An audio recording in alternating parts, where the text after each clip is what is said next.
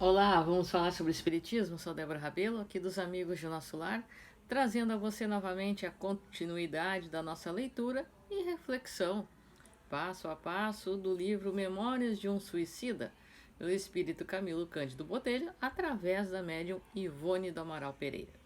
Vamos à nossa continuidade.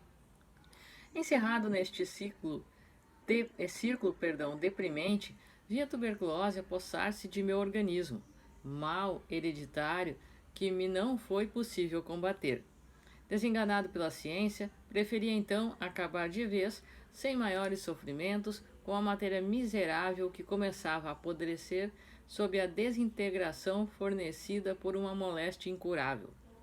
Matéria que, por sua própria natureza, destinada era à podridão da morte, ao eterno tombo nas voragens do nada. Para que, pois, esperaria eu a marcha dolorosa da tuberculose extinguir minha individualidade em lentos suplícios?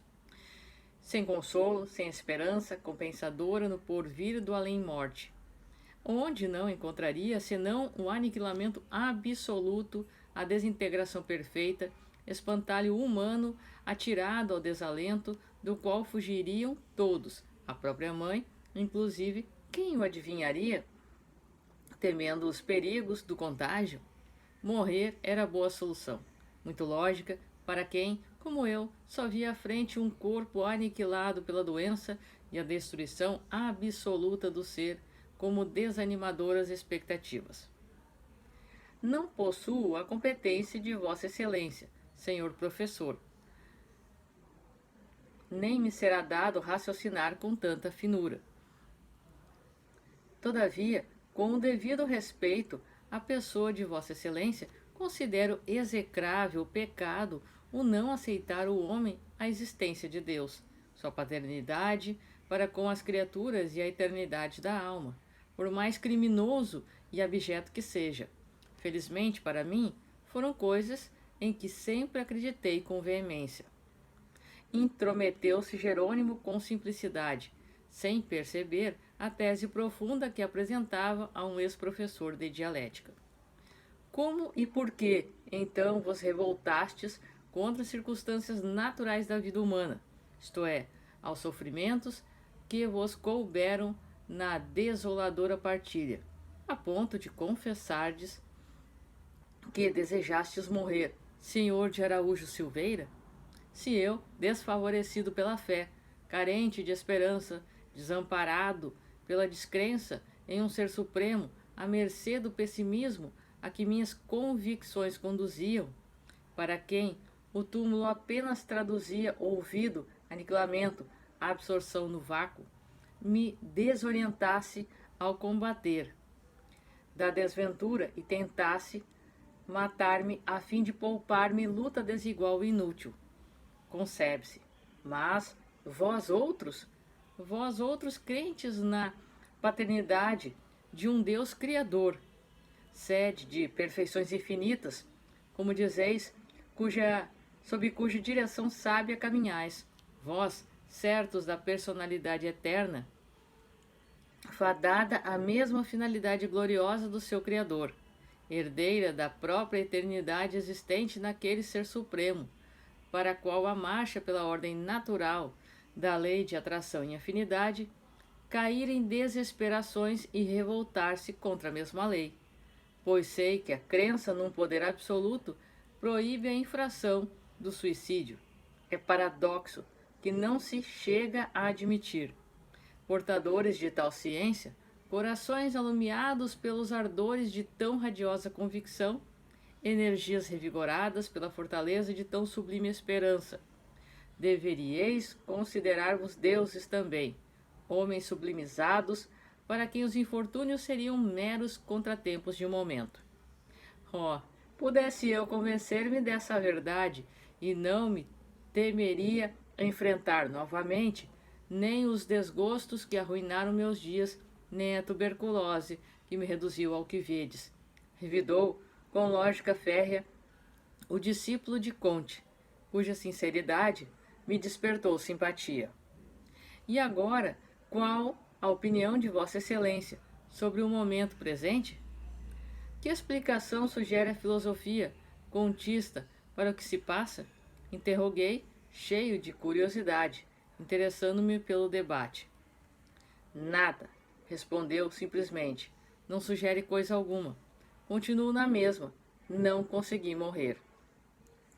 Evidente era que dúvidas desconcertantes nos atacavam a todos, a ele também.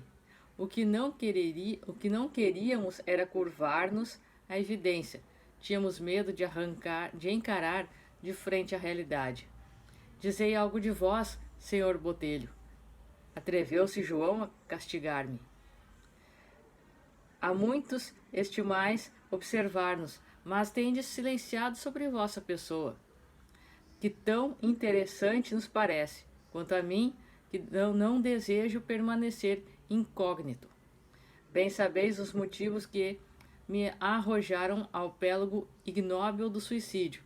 A paixão pelo jogo, joguei tudo, a honra, inclusive, e a própria vida. Perdão, amigo do Azevedo, como jogaste a vida? Se aí estás a falar-nos de ti, interveio Jerônimo desconcertadamente. O interlocutor sobressaltou-se, sem responder, insistiu no propósito de citar-me. Vamos, ilustre romancista, velho boêmio de Porto, desce do teu feio pedestal de orgulho. Vem dizer algo de tua majestosa superioridade.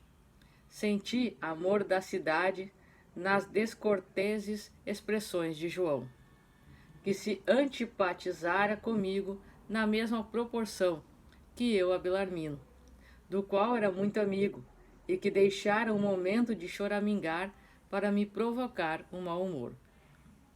Aborreci-me, fui indivíduo sempre melindroso e suscetível, e a morte não corrigira, ainda agrave a normalidade. Pois que seria eu, acaso, forçado a confessar particularidades a tal corja, só porque ela havia confessado as suas? Porventura devia eu qualquer consideração a essa ralé que fui encontrar no vale imundo? Pensei, sufocado de orgulho, com efeito de me julgar superior. A consideração que aos meus companheiros de infortúnio o meu mau senso negava, a mim mesmo continuava dispensando gratamente, entendendo que se, para lá, eu também me vira arremessado, era que no meu caso existira injustiça calamitosa, que eu não merecera a repressão por ser melhor, mais digno, mais sofredor de favores do que os outros que comigo lá se haviam homiciado. Fosse como fosse, preferia não me expandir porque o meu orgulho a tanto não me animava. Mas personagens de nossa infeliz categoria não se achavam à altura de soptar impulsos do pensamento, calando expansões diante de afins. Tampouco sabem dominar emoções, furtando-se a vergonha das devassos no campo íntimo, em presença de estranhos. Assim sendo, as torrentes de vibrações deseducadas derramam-se do seu interior, configuradas em palavreado ardente e emotivo, ainda que elas próprias não o desejem. Tal se as comportas magnéticas que as retivessem nos pegos mentais, se houvessem rompido graças às cogitações de que se fizeram presas. Aliás, o tom sincero, a formosa lianesa do professor de filosofia e dialética, convidando-me a atitude menos descortês do que a de que me habituara até então, fez-me aquecer ao alvitre de João do Azevedo. Mas foi dirigindo-me de preferência àquele, por entender que só a sua elevada cultura estaria a plano de me compreender, que fui dizendo, grave, compenetrado, concedendo-me importância ridícula na humílima situação em que me achava.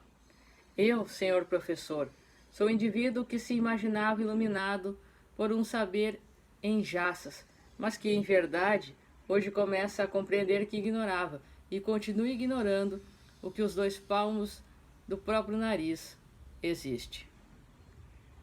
Então, nós vemos aqui a narração de todos os seus companheiros, todos os companheiros de Camilo Cândido Botelho, vem narrando as suas frustrações, narrando o seu orgulho, sua vaidade, seu egoísmo, os vícios que carregavam e que os fizeram somar, o que foi como que o estopim para explodir o ato impensado que tiveram diante do suicídio. Todos eles narravam suas frustrações.